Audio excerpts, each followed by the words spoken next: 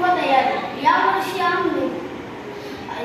आम्ही इको क्लबच्या विद्यार्थ्यांनी वनराईच्या संकल्पनेला अनुसरून एक विद्यार्थी एक रोप हा प्रकल्प करण्याचे ठरवले. अग्नाई टीचर यांनी आमच्या इको क्लबच्या सर्व विद्यार्थ्यांची एक कार्यशाळा घेऊन या प्रकल्पाची सविस्तर माहिती दिली.